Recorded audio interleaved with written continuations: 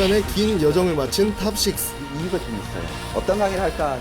트레이더의 길에 한 발 더 다가서기 위한 2주간의 특별한 시간. 해야 되는지 어떻게 지금 시작됩니다. 간단하게 말씀드리면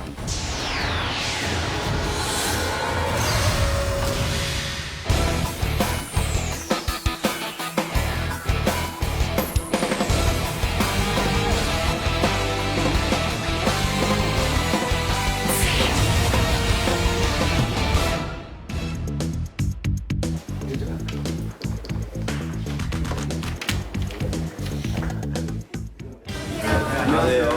안녕하세요.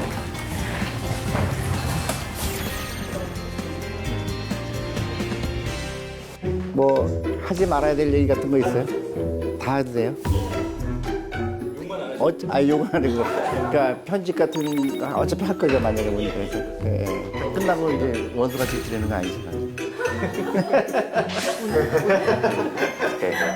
아직 나 1등 안 했다, 2등 안 했다, 꼴찌도 안 하고 그런 거 순위 하나도 중요하지 않고 더 중요한 거는 이제 내가 지금부터 얘기하는 거예요. 제발 좀 그 투자 철학이 뭔가 제일 중요한 거라고 생각을 하고요. 언제 시작하면 돼요? 아, 지금 하는 거예요? 한 거예요, 지금? 네. 한 거예요, 지금? 네. 아, 그래요? 오케이.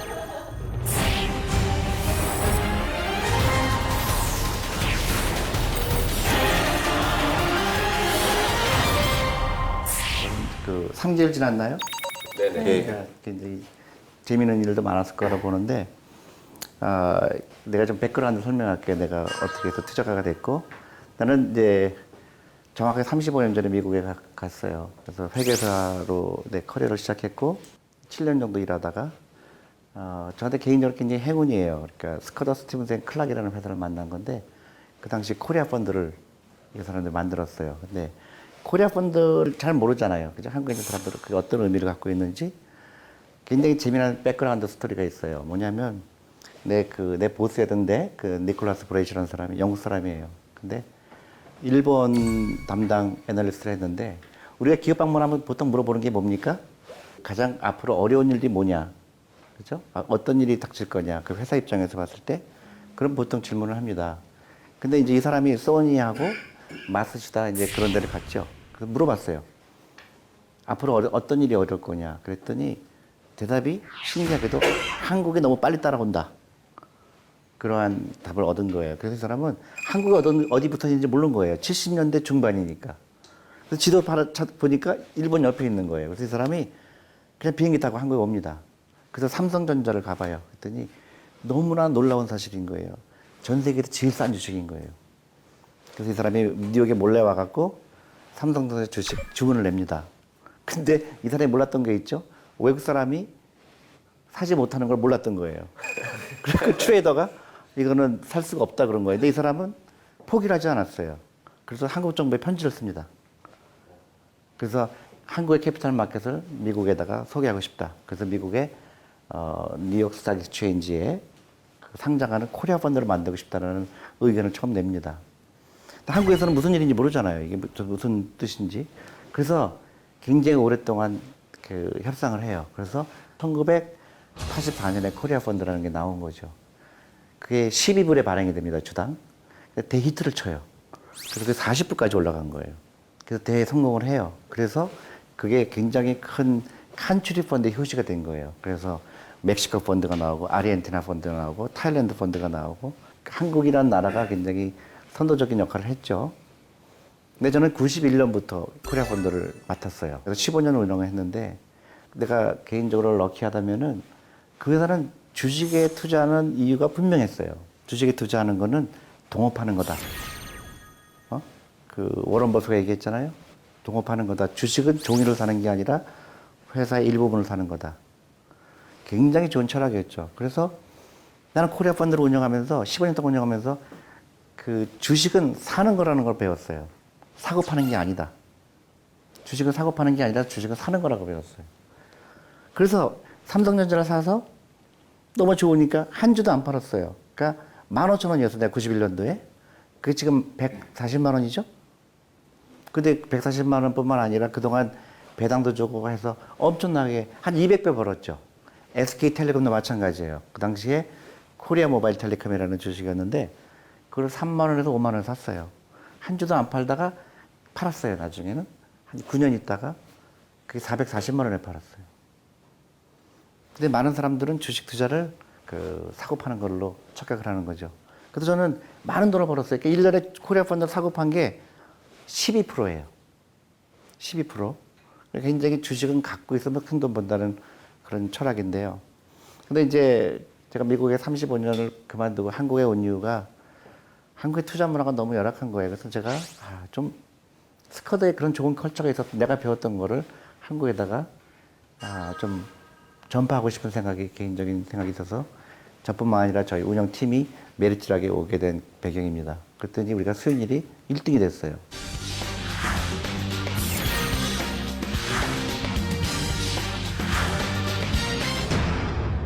그래서 오늘 제가 말씀드리는 거는 왜 주식을 해야 되는가?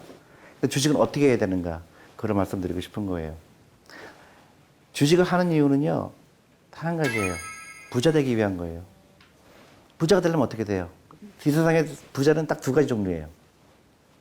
첫 번째, 자기 회사를 갖고 운영하는 사람입니다. 기업가죠. 두 번째, 그건 뭡니까? 운영은 안 해도 회사의 지분을 갖고 있는 사람이에요. 그러니까 주식을 많이 갖고 있는 사람이죠. 그 다음에 부자가 누가 있을까? 눈에 씹고 봐도 부자가 없어요. 그죠? 주식 투자는 내가 부자가 되는 길인 거예요. 그러니까 기업가가 되는 길이죠. 근데 월급쟁이가 부자 되는 경우는 빵 0%죠. 월급쟁이는. 근데 부자 되는 것 정도가 아니라 가난하게 돼요. 왜냐? 씀씀이는 늘어가는데 월급은 안 올라가거든요. 월급은 절대적으로 이 사람이 도망가지 않은 정도로만 주죠. 그러니까 사람들이 나중에 은퇴했을 때 돈이 없어요. 그럼 어떻게 되느냐? 택시 운전을 해야 되고, 은퇴를 했을 때도 먹고 살기 위해서 일을 더 해야 되는 거예요. 근본적인 원리는 뭐냐? 자본주의이기 때문에 그래요. 그러니까 자본주의는 두 가지가 있죠. 하나는 노동력이죠. 그 다음에 자본이에요. 근데 사람들은 노동력만 국한하는 거예요. 열심히 일하면 내가 노후가 보장된다는 착각을 하고 있는 거죠. 그러니까 노동만 의존한 사람은 가난하게 될 수밖에 없는 거예요. 왜냐? 몸은 늙잖아요. 그래서 자본이 일을 하게 되는 거죠. 그래서 여러분들이 50대, 60대 됐을 때는 큰 자산가가 돼 있을 거예요. 그때부터 여행도 다니고 하는 거예요. 근데 그 과정이 없었기 때문에 노년층이 지금 굉장히 심각한 문제가 되는 거예요. 그래서 사람들이 그래요. 나는 자본이 없어요. 절대로 그건 거짓말이에요.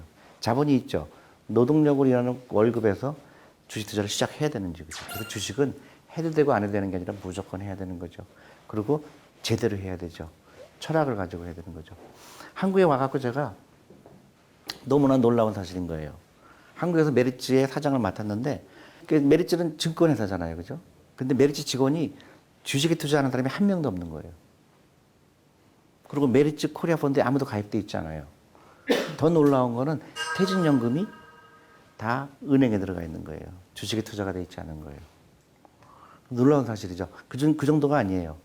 주식을 연구하는 신문, 주식 전문하는 기자들도 주식에 투자하고 있지 않은 거예요.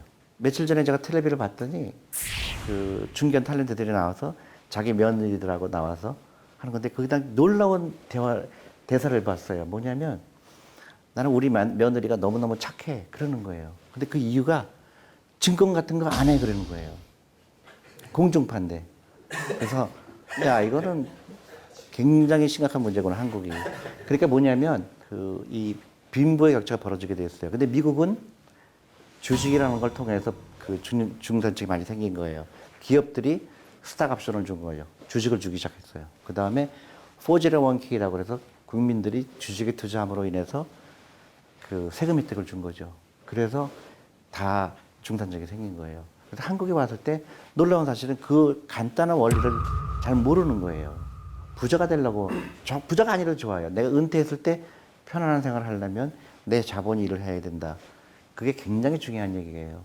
근데 대부분의 사람들 주식은 하면 안 되는 걸로 생각하는 거죠. 왜냐? 다 도박으로 생각했기 때문에. 그러니까 손해본 사람이 많았고 도박이라고 생각했기 때문에 사고 파는, 여러분들이 아마 3개월 동안 엄청나게 사고 팔았을 거라고 생각이 돼요. 근데 그게 저는 굉장히 잘못된 투자 방법이고, 이 프로그램을 통해서 여러분들뿐 아니라 시청자들도 주식은 무조건 투자해야 되는 거다는 걸 명심하고 우리 자식들도 투자를 해야 되고 주식이라는 게 굉장히 좋은 거고 다만 장기적으로 해야 되는 거죠. 좋은 주식에 오랫동안 갖고 있으면 내가 삼성전자를 15,000원에 사서 150만 원까지 안 팔았던 얘기 그런 거에 이제 얼마든지 그런 주식이 나오게 돼 있어요. 그런 기업을 찾는 노력이 중요하지 사고 파는 기술은 절대적으로 돈을 벌 수가 없을 거예요. 카지노에서 돈 못 버는 거랑 똑같은 얘기죠. 그러니까 카지노에 간 사람은 집안이 패가 망신하죠. 근데 여러분들도 주식을 그렇게 한 거예요. 그렇기 때문에 주식하면 안 된다는 얘기가 나오는 거죠. 저는 한국 주식이 굉장히 좋을 거라고 봐요. 다만 올해 어떻고 내년이 어떻고 별로 관심이 없어요. 나는 장기적으로 봤을 때 5년, 10년, 20년을 봤을 때 굉장히 좋다고 생각해요. 그 이유가 뭔지 아세요? 그거를 영어로 에코리컬처라고 그래요.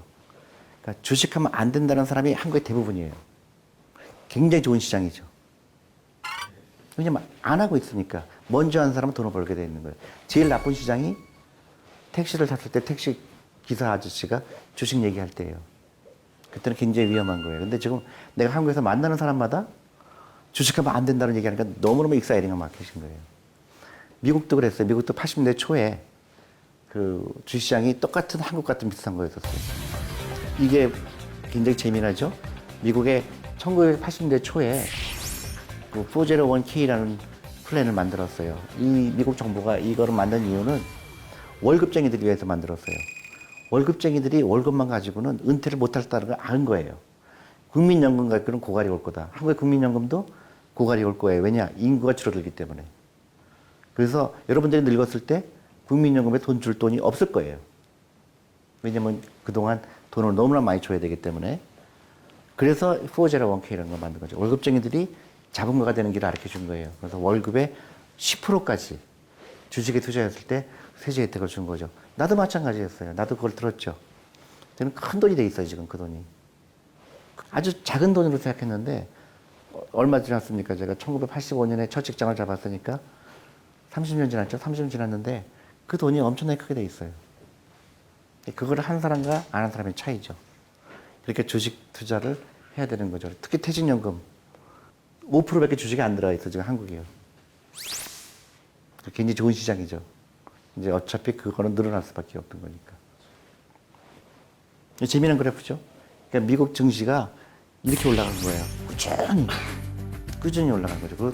이 와중에 많은 월급쟁이들이 같이 부자가 된 거예요. 그리고 이건 뭐냐면 401k는 59세가 될 때까지 못 찾아요. 강제한 거예요. 너무나 사람들이 단타를 하기 때문에 정부에서 거의 강제로 한 거예요. 이건 네 노후다.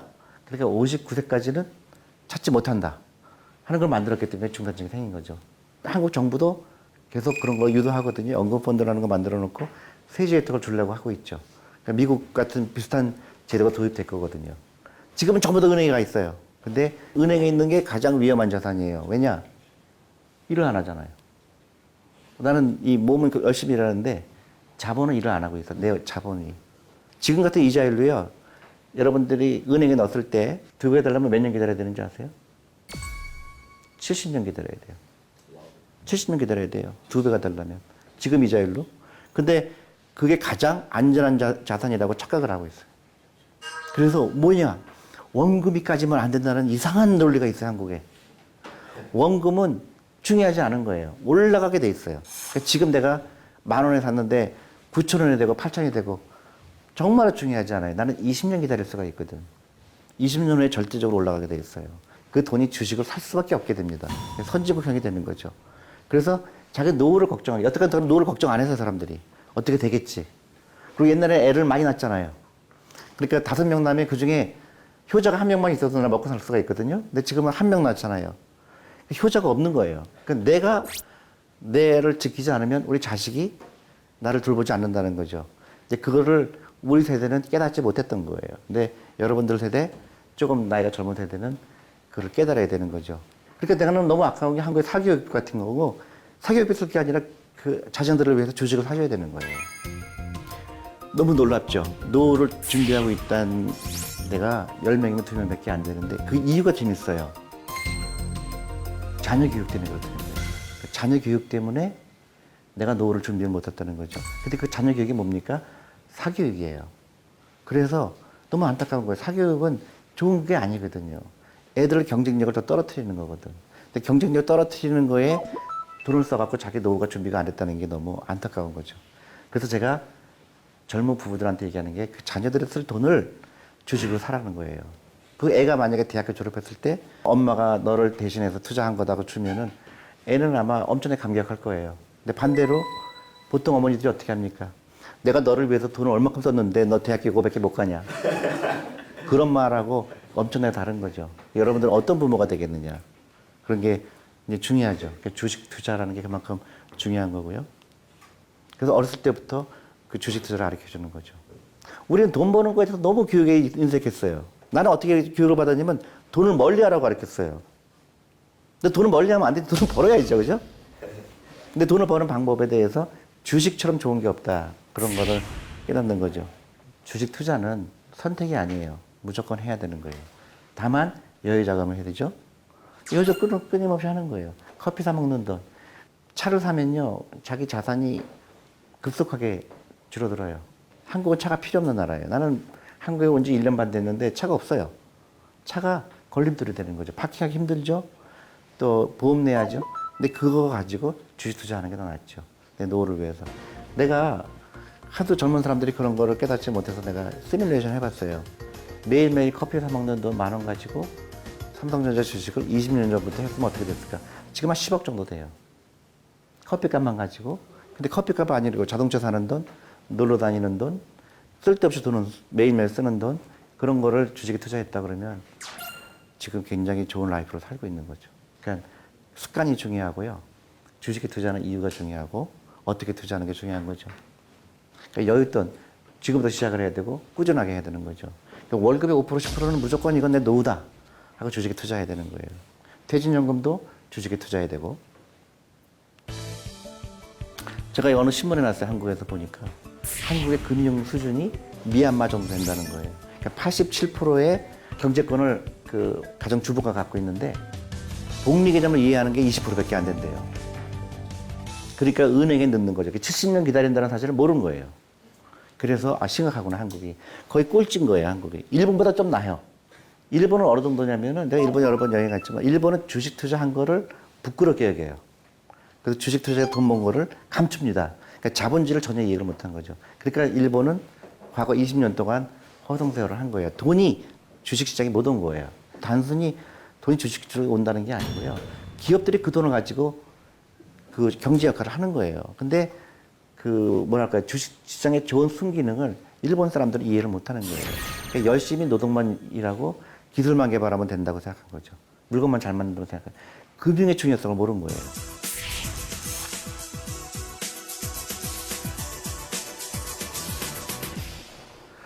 많은 사람들이 주식에 투자에 실패했다고 그래요. 아니, 난 주식은 이제 들어보지도 않을 거야. 그럼 주식 투자가 자체가 잘못된 걸까요? 그게 아니에요. 대부분의 사람들이 주식 투자를 그 사고 파는 기술로 착각했기 때문에 그래요. 주식 철학이 부족했던 거지 주식 자체의 투자가 잘못된 건 아니죠. 한국에서 제일 잘못한 게 마켓 타이밍을 하려고 그래요. 사람들은 주식을 사자마자 언제 팔을까 고민을 해요. 그죠? 그래서 10%, 20% 되면 팔아야지. 목표 수익률이 나는 5%니까 팔아야지. 그러니까 대부분의 잘못된 거예요. 그러니까 시장을 맞추려고 하는 게 엉터리죠. 많은 기자들이 저한테 전화가 와요. 올해 주식 코스피가 얼마큼 될 거냐고. 너무 신기한 거예요. 그거 왜 궁금할까? 궁금하지도 않아요. 전혀 그리고 맞출 자신이 없어요. 맞출 수가 없는 거예요. 이 세상에서 코스피가 어떻게 될까 하는 사람은 단 한 명도 없어요. 근데 모든 사람들은 거기 알고 싶어 해요. 진짜 중요한 건 뭐예요? 내가 투자한 기업이 돈을 계속 벌고 있는가? 잘 되고 있는가? 거기에 관심을 가져야 되잖아요. 근데 왜냐하면 마켓 타이밍을 생각하는 사람은 시장 상황이 좋아질까 나쁠까 그것만 생각하는 거예요. 그 기업을 볼 줄 모르는 거예요. 삼성전자를 갖고 있었을 때 그냥 10년 기다렸으면 큰 돈을 버는데 그걸 모르는 거 똑같은 거예요. 앞으로도 마찬가지예요. 주식은 사고 파는 게 아니라 사는 거라는 거 굉장히 중요한 컨셉이죠. 그러니까 주식을 투자와 도박과 왔다 갔다 한 거예요. 그러니까 투자라는 거는 그 회사의 기초를 보고 기초 체력을 보고 야, 이 회사에 내가 투자하면은 돈을 벌겠구나. 오랫동안 기다리면 돈을 벌겠구나. 이 회사가 돈을 잘 버니까 이 회사는 화장품 만드는 회사인데 중국으로부터 돈을 많이 벌겠구나. 이 회사는 바이오 회사다. 근데 연구 인력이 굉장히 뛰어난 연구 인력이니까 앞으로 희망이 보인다. 그런 이유로 사잖아요. 그럼 어떻게 되니까 기다려줘야지. 그 회사는 어디 도망가지 않거든요. 워런 버핏가 뭐라고 그랬어요? 자기가 면도기 회사를 샀거든요. 질렛이라는 회사 샀죠. 이 사람은 아침마다 면도할 때마다 기분이 너무 좋은 거예요. 전 세계 사람들이 수염을 깎는 순간 내 돈을 벌어주려고 노력하는 거잖아요. 여러분들 삼성전자 주식을 하면 전 세계 삼성전자 직원이 여러분들 노후를 위해서 열심히 일해주는 거거든요. 그죠? 주식을 어떻게 보느냐에 따라 틀리죠. 근데 그거를 그러니까 여러분이 산 주식이 돈을 벌어주는 건 여러분이 돈을 버는 게 아니잖아요. 근데 대부분 투자가들은 자기들이 돈을 벌려고 그래요. 회사가 돈을 버는 게 아니라 자기가 사고 팔아서 돈을 벌려고 쓸데없는 짓을 하는 거죠. 그죠? 그게 잘못된 거지 주식 투자 자체가 잘못된 건 아니다. 그러니까 단기 투자는 안 돼요. 정말로 장기 투자해야 되고 분산 투자해야 돼요. 한국도 투자해야 되고 중국도 투자해야 되고 일본도 투자해야 되고 유럽도 투자해야 되고 그럼 여유 작업으로 꾸준하게 내 월급의 5% 10%는 내 노후다. 그래서 이거는 죽었다 깨나도 찾지 않는다. 그러한 철학이 필요한 거예요. 그냥 우리의 투자 철학이에요. 20년 동안 갖고 있던 건 정말 롱텀이고 마켓 타이밍 안 한다. 시장을 맞추려고 노력을 안 해요. 항상 투자가 돼 있어요. 사람들이 잘못 생각하는 게 내가 주식을 만약에 100만 원 투자했다 그러면 시장 상황에 따라서 시장이 안 좋을 것 같으니까 캐시하고 주식을 반반쯤 있다가 그다음에 시장 상황을 좋아질 것 같으니까 또 주식 더 샀다가 가장 아마추어죠. 근데 한국의 이제 증권 방송 같은 거 보면 오늘의 투자 전략이라고 나와요. 그죠? 또 조금 더 한 거는 이번 달 투자 전략. 그걸 어떻게 알아요? 근데 대부분의 사람들이 그걸 알 수 있다고 착각을 하는 거예요. 그래서 주식들이 실패하는 거죠. 굉장히 미련한 것처럼 보여야 돼요. 맨 마지막에 영어로 돼 있죠. We buy companies, not shares. 저게 중요한 얘기예요. 주식을 산다는 건 종이를 사는 게 아니고 그 회사 일부분을 사는 거죠. 너무너무 좋은 거죠.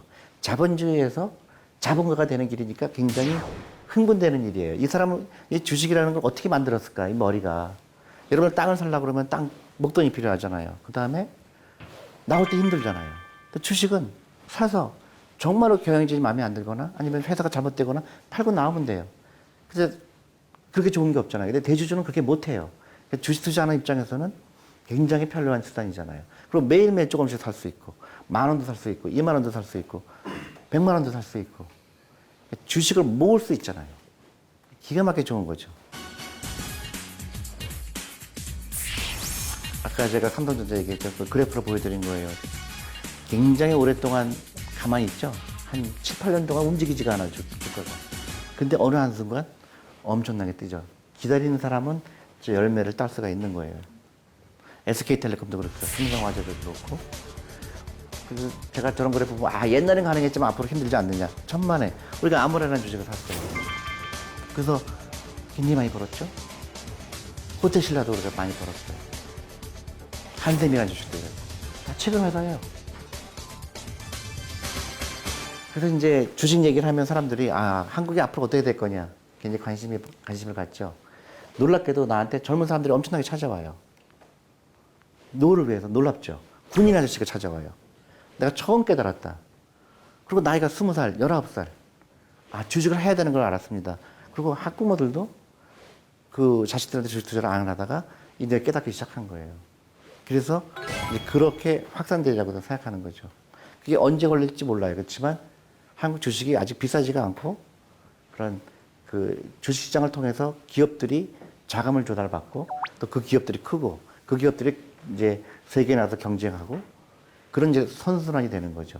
근데 그게 전제 조건이 도박이라고 생각하고 사고 팔고 하는 사람들한테는 그 열매가 오지 않는다는 거죠. 그리고 한국의 좋은 교육열, 아까 사교육에 문제가 있다고 그랬지만 어쨌든 교육에 대해서 굉장히 중요하게 생각하는 문화, 그게 흔하지가 않아요. 그래서 한국 경쟁력은 굉장히 유지될 거로 보고 중국이라는 나라가 옆에 있다는 거예요. 아시다시피 중국 사람이 엄청나게 서울에 많잖아요. 저 굉장히 좋은 거라고 생각하고요.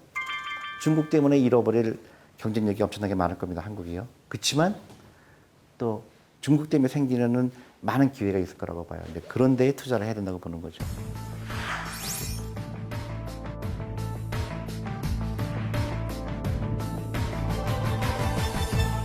근데 북한 문제, 사람들이 북한 문제가 꼭 나쁘다가 보는데 저는 그렇게 생각하지 않아요. 북한이랑 언젠가 통일될 겁니다.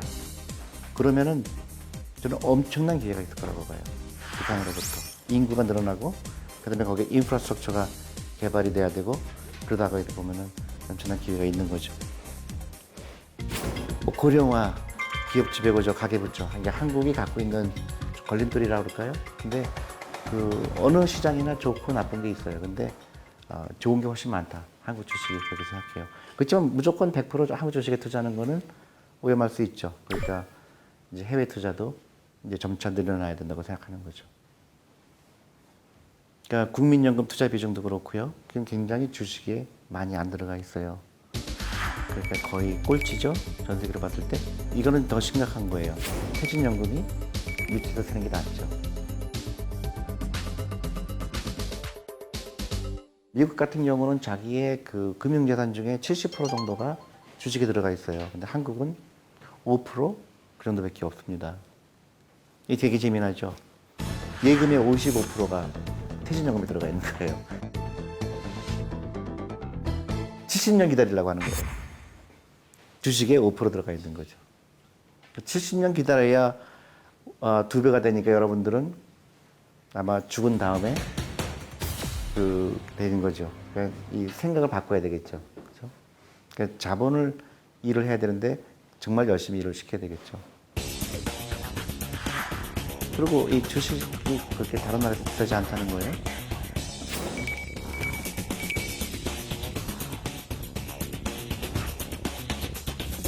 이거 방송에 나와도 모르겠는데 우리 수익률이에요. 그러니까 이 말씀을 드린 이걸로 보여드리는 이유가 우리를 자랑하려고 하는 게 아니라 주식 안 파는 거예요. 갖고 있었더니 이렇게 버는 거예요. 근데 많은 사람들이 쓸데없이 사고 파는 거죠. 근데 우리가 수익률을 1등 했어요. 그리고 우리가 37%를 벌었는데 코스피는 12% 올랐죠. 근데 우리 좋은 주식을 고르는 거에 열중했지 사고 파는 거에 열중하지 않은 거죠. 여러분들도 그런 좋은 레슨을 받았으면 하는 거죠.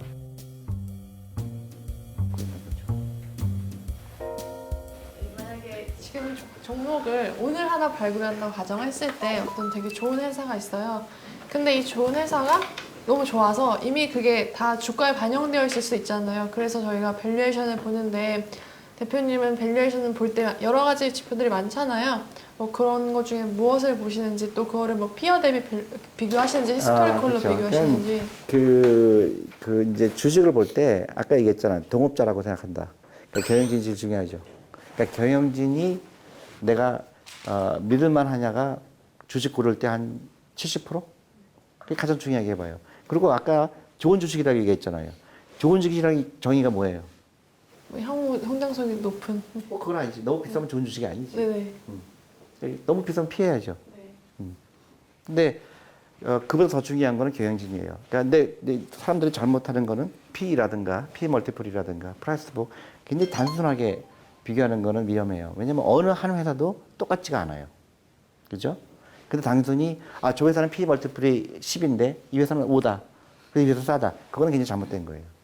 근데 그 비싸다 싸다를 판단하실 때 예를 들어서 PER이 100배예요. 근데 향후 이게 두 배로 이익이 증가하면 PE 어차피 50% 바뀌는 거잖아요. 그랬을 때 그 비싸다 싸다를 어떻게 판단하세요? 그러니까 퓨처를 계산해야지. 캐시플로우 계산해야죠. 그 성장성이 100%씩 계속 올라가면 돼. P 멀티플이 100%씩 성장이 한 5년 동안, 10년 동안 가능하다고 보면 100이 절대 비싸지 않죠. 그죠?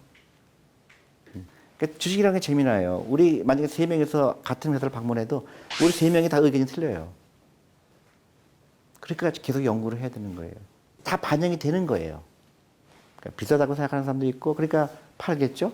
근데 싸다고 생각하는 사람도 있으니까 사겠지? 그러니까 그 과정에 이제 사람들은 이제 그 회사에 좋은 거냐, 나중에 알게 되죠. 5년 됐더니, 10년 됐더니 주가가 10배 됐더라. 근데 그런 거를 경험이 많으면은 비싸더라도 사고 싶은 거예요. 예를 들어서 내가, 아까 SK텔레콤 얘기 들었잖아요. 그때 이제 3만 원부터 사기 시작했어요. 그랬더니 이게 이제 5만 원까지 가잖아요. 그러면 굉장히 비싸 보이지 않아요? 그죠? 그래서 6만 원 간 거예요. 그럼 100% 올랐잖아요. 그 당시 기억이 나요. 한국의 모든 증권사에서 sell recommendation 했어요. 근데 안 팔았어요. 왜냐면 세계에서 제일 싼 주식이거든요. 그래서 제일 싼 주식이 왜냐? 굉장히 성장성이 높은 거거든요. 제가 좋은 에피소드를 말씀드릴게요. 어떤 그 사람이 와서 어떤 주식 사면 좋냐고 해서 그 사람한테 SK텔레콤 너무 싸다 그랬어요. 그랬더니 이분이 6만 원에 사셨어요. 근데 10만 원이 됐습니다. 전화가 와요. 10만 원에 당장 팔고 싶다. 아, 이걸 계속 갖고 있어야 되는 주식. 내 말 듣고 안 팔았어요. 그 당시 이제 한국 정부가 라이센스를 한 서너 개 더 줬잖아요. 근데 그 한솔그룹도 주고 뭐 KT도 주고 뭐 하여튼 여러 개 줬어요. 그랬더니 이제 독점적인 지위가 없어졌잖아요. SK텔레콤이. 그러니까 폭락을 한 거죠. 근데 그분이 저한테 원망을 하는 거예요. 왜 그때 안 팔게 했냐고. 근데 다시 또 10만 원 올라갔거든요. 근데 그게 얼마 440만 원까지 간 거예요. 그러니까 주식이라는 거 보는 거는 저는 개런티예요. 성장성에 오면서 100배 P 멀티플 그런 회사는 없을 거예요. 사람이 그렇게 바보는 아니거든. 근데 지금 100이지만 100으로 거래되는 이유는 분명히 뭐가 있는 거예요. 성장성에 대해서 사람들이 지불할 용의가 있는 거예요. 근데 그게 틀릴 수도 있죠. 또 반대 경우도 있어요. 이 회사는 엄청나게 성장성이 있는데 시장에서 잘못하는 거예요. 판단을 잘못하는 거예요. 그럴 때 기회가 있는 거죠. 그러니까 SK텔레콤의 그 당시 한국 투자가들은 100% 올랐기 때문에 더 이상 성장성이 없다고 판단한 거고, 내가 코리아펀드 운영할 때는 천만에 그 정도 갖고 만족할 일이 아니다. 이거는 엄청나게 큰 회사가 될 거다. 비전이 필요하죠. 야, 이 회사는 계속 돈을 많이 벌 것 같다. 그리고 경영진이 똑똑하다. 거기에 투자하는 거예요. 그러니까 주식에 투자하는 거 아까 뭐라 그랬어요? 동업을 하는 거라고 그랬잖아요. 동업자 계속 바꾸지 않잖아요. 오늘 이 사람하고 동업했다가 또 내일 저 사람하고 동업하지 않잖아요. 그래서 동업자의 정신으로 하라는 게 그거예요. 그러니까 연구를 해야 되겠죠. 코리아 펀드입니다. 이거는 옛날 얘기예요. 제가 15년 동안 운영했던 펀드예요. 아까도 얘기했듯이 사고 팔지 않았다는 거죠. 사기만 했어요. 그랬더니 저 엄청나게 시장 대비 아웃퍼폼했죠. 1년에 그 시장 대비 11%를 초과 수익을 냈어요. 15년 동안. 근데 제가 그 스코다라는 회사에서 배운 철학이에요. 주식은 사는 거다. 사고 파는 게 아니다라는 거를 실천한 거예요. 이게 그 프리랜서 전부고요. 그래서 이제 여러분들이 설득이 됐으면 좋겠어요. 그 주식은 사는 거라는 거. 여러분이 어떻게 주식에 대한 생각을 갖고 있었는지 모르지만 내가 부자가 되고 싶다. 그런 특별한 투자가가 되고 싶다. 그러면 철학이 분명해야 돼요.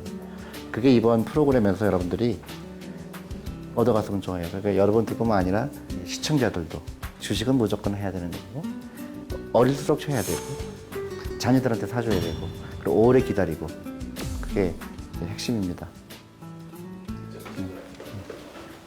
선생님 펀드 이제 그 종목들 보니까 제일모직도 있고 SDS도 있고 SK CNC, 뭐 아모레지 그런 종목들이 좀 많더라고요.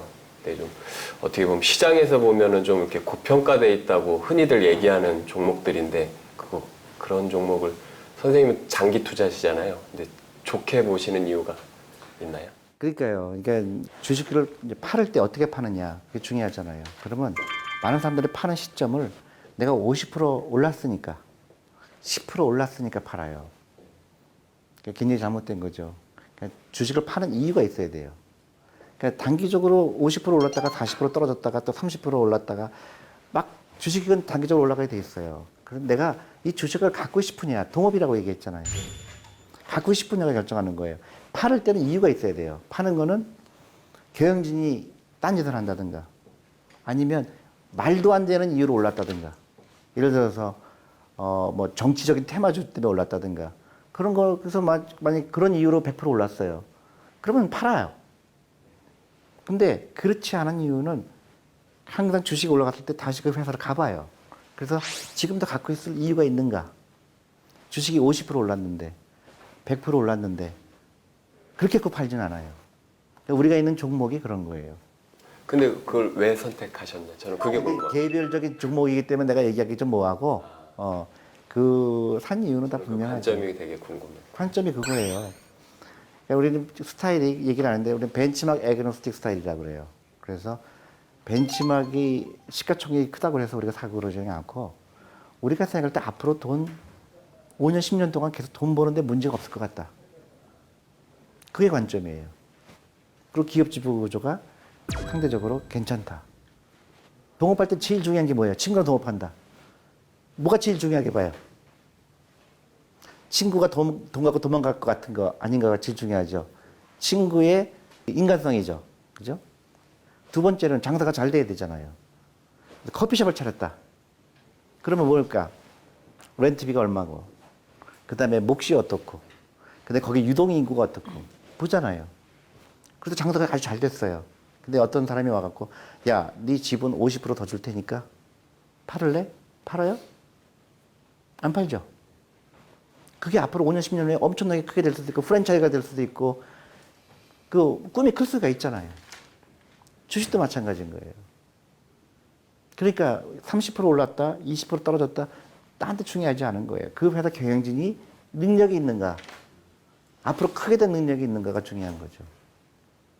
그래, 많은 사람들 잘못 보고 지표를 보고, 야, PE가 15배 돼서 팔고, 그거는 정말로 주식 투자하는 이유를 잘 모르는 거예요. 그건 그때부터는 트레이더예요. 인베스터가 돼야 되죠.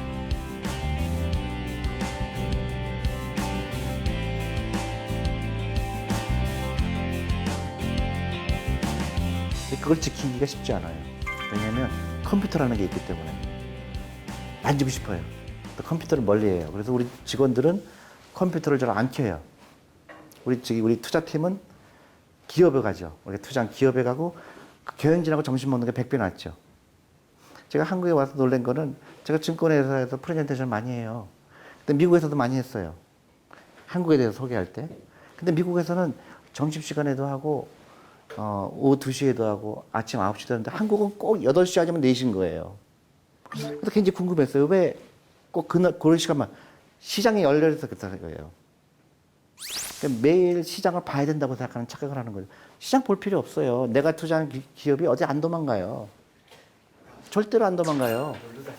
전문사. 그리고 얘기했잖아요. 그 기업이 돈을 벌어주는 거 여러분 돈을 벌어주는 게 아니에요. 근데 여러분들이 기가 막히게 그 고를 능력이 있느냐 없느냐가 중요하지. 근데 자기가 벌으려고 그래요. 막 사고 팔았다가. 그러니까 부모님이 주식 같은 거 하지 마라. 근데 주식도 도박처럼 했기 때문에 자식한테 주식 같은 거 하지 말라고 가르치는 거예요. 근데 주식이 통하지 않고 다른 수단으로는 보통 월급만 갖고 사는 사람들이 그 부자 될 확률은 0%인 거예요. 0%. 그래서 제가 너무 안타까운 거예요. 젊은 사람들이 주식에 대한 그 인식이 달라져야 된다. 그렇게 해서 트레이드에도 내가 출연하게 된 거고 많은 사람들도 알려주고 싶고 그 주식 투자는 보통 하는 것처럼 사고 파는 게 아니라는 걸 알려주고 싶고 개인적인 사고 많이 팔았죠. 네, 엄청. 알지? 내가 특히 잘 알죠. 네. 보통 일반 투자자들이 투자를 할 때는 자금이 한정되어 있다 보니까 그거를 이제 집행을 하게 되면 이제 그 다음에는 이제 기다려야 된다는 건데 투자자들은 뭔가를 자꾸 하고 싶어 하거든요. 저 또한 마찬가지고 수익이 나면 팔고 싶고 그러한 것에 대한 그 절제 같은 거는 또 어떤 방법으로? 컴퓨터를 보지 말아야 돼요. 그러니까 정말로 한국에서 주식 투자로 돈을 번 사람들이 있어요. 내가 만난 사람 중에 한 90% 확률로 다 돈을 많이 잃어버렸다고 얘기해요. 근데 돈을 번 사람들이 있어요. 어떤 사람인지 아세요? 계좌를 열어놓고 깜빡 잊어버린 사람이에요. 비밀번호를 잊어버린 거예요. 그리고 큰 돈도 아니니까 증권회사 방문해야 되고 그러니까 그냥 놔뒀는데 그 10년이 20년이 흐른 거예요. 근데 어느 날 보니까 엄청나게 큰 돈이 돼 있는 거예요. 그렇지 않고는 그렇게 된 사람이 없는 거예요. 그러니까 그거를 얘기했잖아요. 나는 20년 후에 찾는다. 잊어버리는 거죠. 근데 기계적으로 월급의 5% 세금이다 생각하는 거죠. 세금이다. 이거는 나 없어도 되는 돈이다. 그러니까 여윳돈으로 하라는 게 그거예요. 제일 하지 말아야 될 게 빚을 내서 투자하는 거예요. 주식은. 그건 가장 위험한 거예요. 그건 도박장이라는 거예요.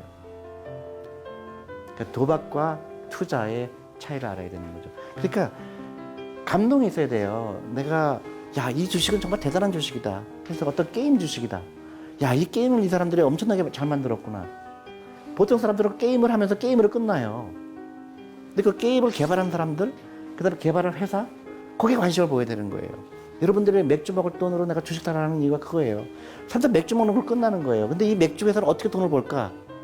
그러면 맥주 사는 돈으로 그 맥주 만드는 회사의 주식을 사고 싶어야 돼요. 그럼 맥주를 안 사 먹게 돼요. 너무 아까운 돈이 되는 거예요. 그래서 세상은 두 가지 종류가 있어요. 부자 되고 싶은 사람과 엄청나게 부자 되기 싫은 사람이 있어요. 어떻게 하면 부자가 안 될까 노력하는 사람들이 있어요. 정말 있어요. 부자처럼 보이려고. 부자처럼 보이려고 비싼 디자이너 백을 사는 거예요. 너무 안타까운 거예요. 그 다음에 엄청나게 돈이 많은 사람이라고 하면 이해가 가는데 나 돈 많아. 그리고 식당에 가도 전부 자기가 돈 내려고 그래요. 가난하게 되는 길이거든요. 그런 작은 습관이에요. 그러니까 오늘 10,000원, 20,000원 스타벅스라고 얘기하면 되지. 그러니까 커피 먹는 거 자기가 아무런 그런 이 정도는 내가 할 수 있어. 그래서 뭐 5만원, 10만원 그런 거를 우습게 쓰고. 근데 여러분들 은퇴가 멀은 것 같죠? 굉장히 빨라요. 나는 벌써 한 20, 30년이 어저께 같아요. 근데 다행히도 미국에서 401k가 내가 들었기 때문에 그 경제적으로 여유가 된 거예요. 그러니까 내가 세금 낸다고 생각하고 그렇게 해서 그거를 했더니 경제적 여유가 생긴 거예요. 근데 나이가 먹으면요, 이제 불편해요. 무릎도 아파지고, 눈도 잘 안 보이고, 그럴 때 돈이 없는 거예요. 그때 투자하기가 너무 늦었고. 그렇게 되면 안 되잖아요. 그러니까 지금 육체가 튼튼할 때, 노후를 지금부터 준비해야 되는 이거죠. 근데 그게, 생각을 잘못하는 사람은 70년 기다리려고 노력을 하는 거죠.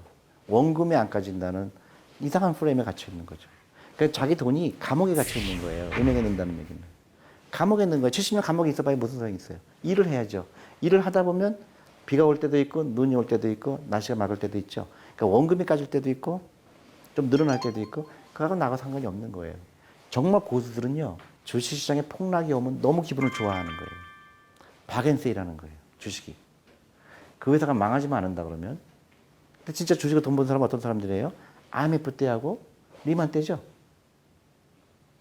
근데 그걸 맞출 수는 없잖아요. 그러니까 꾸준하게 투자하는데 가끔 이런 위기가 오면 더 싸게 살 수 있는 기회를 주는 거죠. 왜냐면 나는 20년, 30년 후에 찾을 돈이기 때문에 지금 올라갔다가 그때 떨어지면 최악이잖아요. 그죠?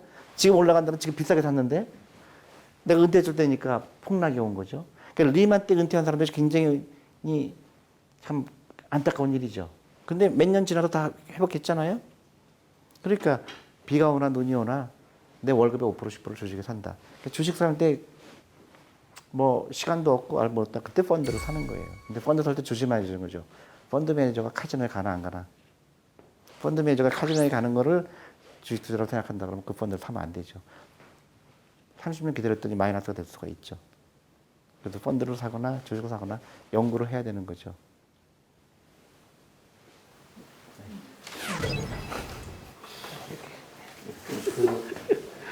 친구들한테 이제 그런 얘기를 많이 하거든요. 그러니까 저는 이제 30대 지금 중반의 나이고 대부분 이제 직장 다니는 친구들이라 이제 저축을 하면 저는 지는 거라고 친구들한테 얘기를 많이 해요. 예. 친구들은 그런 거 안 믿어요. 얘기를 안 들으려고. 왜 지는 거라고 얘기해? 저는 이제 주식 투자를 하라고. 은행에 그래서 네네, 은행에 맡겨봐야. 주식에 투자가 더 저축이거든. 그래요? 저는 이제 제가 얘기하는 저축은 이제 은행권, 은행권 이제 금리가 너무나 저렴하니까 그래서 이제 그거를 은행에 맡기지 말고 주식 투자로 하는 게 좋다. 그래서 이제 친구들한테 그런 농담을 진담 삼아 얘기를 하면 그 얘기를 잘 안 들어요. 그래서 선생님 같은 경우는 나는 내 생활을 하는 것만도 벅차요. 근데 저거는 이제 굉장히 바쁘게 살았고, 근데 나는 이제 젊은 사람들에 대한 애정이라 그럴까? 젊은 사람들이 예를 들어서 소득 수준에 비해서 과도하게 소비하는 거, 예를 들어서 외제차를 산다든가. 그럴 때 굉장히 안타까워요. 저 사람의 퓨처가 보이는 거예요. 왜냐하면 사람의 작은 습관을 보면 되거든요. 작은 습관을 알면 이 사람이 부자가 되겠구나, 아니면 노후 준비가 되겠구나 하는 걸 느껴요. 그러니까 웰스를 크리에이션 하는 사람이 되죠. 웰스를 디스트로이 하는 사람이 되면 안 돼요. 대부분의 사람들은 자기의 부를 어떻게 하면 빨리 없앨까 노력을 하는 거예요. 그런 과도하게 외국 그런 디자이너 백을 산다든가. 근데 여성분들은 어떤 리밋이 있는 것 같아요. 우리 와이프한테 내가 주식 얘기하면 되게 싫어해요. 너무 많이 하니까. 너무 절약하라 그러니까. 그래서 어느 날 저한테 전화가 왔어요, 미국에서. 250만 원 벌었대요. 그래서 어떻게 벌었냐 했더니 500만 원짜리 백을 250만 원에 샀대. 그래서 역시 변하지 않는 건 있구나. 근데 이제 젊은 사람들은 좀 현명해야 되겠죠, 그죠? 다 부자 될 수 없어요. 여러분 친구들 다 부자 될 수 없어요. 같이 하고 싶으니까. 근데 예, 친구들하고 그런 거에 좋은 걸 아니까 같이 또 공유하고 싶은 거. 사람은 안 바뀌어요. 그리고 물론 가르쳐 주는 건 좋지만 다 부자가 될 수 없는 이유가 그래요. 왜 저 사람은 부자가 됐고 왜 저 사람은 가난하게 됐을까? 이유가 있는 거예요. 정말 부자가 되고 싶으면 어떻게 되는 건지 알아요? 회사 그만둬야 돼요. 자기 회사 차리는 게 최고예요. 근데 불안하잖아요. 그죠? 용기도 없고. 그러니까 주식하는 거예요. 간접적으로 자본가가 되는 거예요. 내 주위에 있는 사람들, 부자들은요, 대기업에 데려다가 해고된 사람들이에요. 자기 그만둘 용기는 없었는데 해고가 된 거예요, 다행히도. 다행이라고 표현을 해야 될지 모르겠지만, 다행히로 해고가 된 거예요. 그래갖고 먹고 살아야 되니까 어떻게? 밤낮으로 일한 거야. 그러니까 자기 자신을 위해서 일했기 때문에 그런 거예요. 그렇게 자본주의 원리를 아는 거죠. 그렇지만 내가 직장 하는데 회사 그만두라고 그런 무책임한 얘기를 할 수 없죠. 그러나 주위의 사람들이 어떤 사람이 부자라는 거 보세요. 주식을 많이 가진 사람 아니면 경영자식. 월급쟁이는 단 한 명도 없죠. 그렇죠? 그러니까 이유가 분명해졌죠. 그 100살 돈으로 주식을 샀을 때, 내 60살 됐을 때 얼마큼 달라질 수 있을까? 그 스커다라는 회사에 일할 때 그 같이 일하던 내 동료들이, 여자들이요, 1년에 1,000만 불씩 벌었어요. 원봉이 1,000만 불 정도 돼요. 근데 그 사람은요, 한국에 왔었는데 나를 너무 괴롭혔어요. 이태원 가서 그 백을 2만 원짜리 사더라고. 1시간 동안 나를 고생시키고. 그래서 많은 걸 배웠어요. 부자가 되는 사람들은 뭔가 다르구나. 근데 가난한 사람들은 가난하게 되려고 노력을 하는 거예요. 부자처럼 보이느라고. 그러니까 매일매일 작은 습관이 중요한 거죠. 쓸데없는 소비하면 안 되고. 많은 젊은 사람들이 나중에 크레딧 카드 빚 때문에 허덕이잖아요. 그런 것부터 바꿔야 되는 거죠.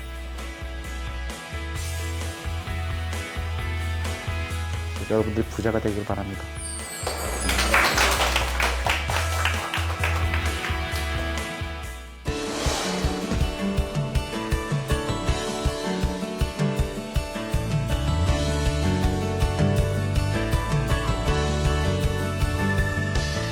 회사에서 나를 나가라고 그럴 때쯤 내가 준비가 되어 있지 않으면 굉장히 어려운 일을 겪을 수 있구나. 그때 가서 은퇴라는 걸 못하고 일을 해야 되는구나. 근데 문제는요, 여러분들이 회사에서 일한 거 가지고는 써먹을 데가 하나도 없어요. 방송국 계신 분들 만약에 방송국 가게 그만두게 되면 써먹을 데가 없어요. 그러니까 어떻게 돼요? 주식 투자해야 돼요. 그때는 늦었지. 왜냐면 주식은 단기적으로 위험한 거거든. 근데 그땐 주식 투자할 돈도 없어요, 사실. 지금부터 해야 돼요. 지금부터 해야죠.